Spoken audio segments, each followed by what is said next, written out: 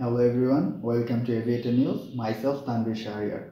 Our today's news headlines are: Delta was 2022's most on-time arrival airline.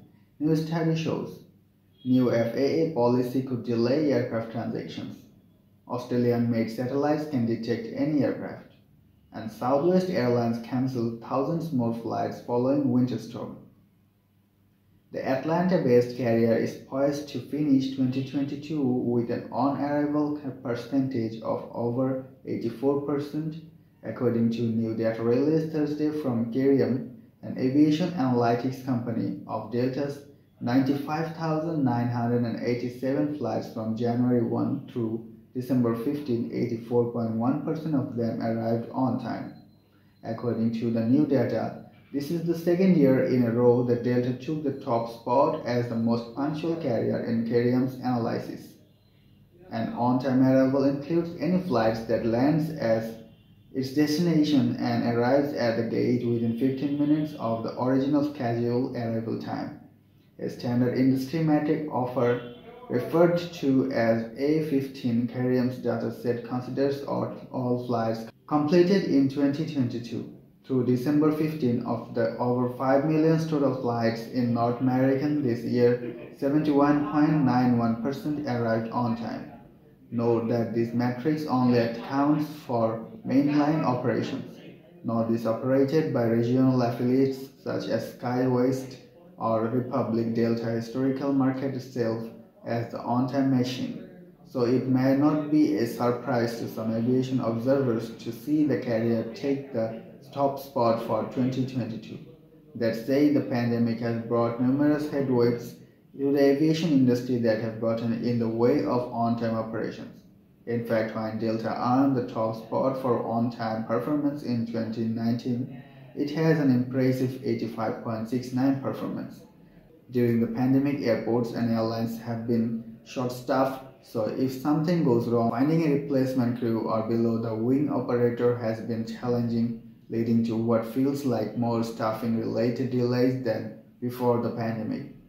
Even the Federal Aviation Administration has had trouble getting its control centers to adequate staffing levels, causing some flights, in particular those to and from Florida, to reroute or take an extended ground delay. The new FAA measures to safeguard the privacy of aircraft owners could further mire the aircraft registration process in more delay. At the height of the aircraft transaction season, the FAA has blocked public access to ancillary records for aircraft ownership that are often required to complete transactions. This includes documents pertaining to trusts, estates, mergers, consolidation, distributions, power or attorney, and limited liability company statements belonging to those registered in the Civil Aircraft Registry electronic system. However, the FAA will allow public access to a summary pages of those records. Aircraft brokers and attorneys maintain that this is a half measure that will further delay the US registration of aircraft, which was already taken as long as 6 months, and likely force them to make time-consuming individual requests for the records from the FAA General Counsel's office. CEO of Skycraft Michael Frater says that their satellite can detect any aircraft that broadcasts its location, as is mandated globally that all aircraft carry transmitters that report their wireboards to air traffic controllers.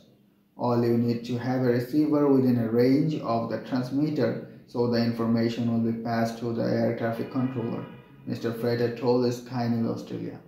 Skycraft and Air Services Australia will put 200 satellites into orbit over 2 years. The project aims to limit turbulence for travelers and enable planes to travel the most efficient route. Thousands of travelers are stranded at US airports as flight cancellations and delay continue to wreak havoc following a deadly winter storm. By Wednesday afternoon, over 2,800 flights have been cancelled and nearly 3,200 delayed. Most of the cancellations are from hard-hit Southwest Airlines, which called off over 2,500 flights. The chaos has left thousands of exasperate passengers sleeping in terminals as they search for solutions. More than 2,300 flights scheduled to leave on Thursday have already been cancelled, according to flight tracking service FlightAware. Southwest CEO Bob Jordan said in a video apology late on Thursday that the company was truly sorry to everyone who was unable to get where they needed to go because of the cancellations. Mr. Jordan said the airlines, which say it is the largest carrier in the US, canceled the flights in order to catch up after record bitter cold brought challenge for all airlines. That's all for today. Thank you.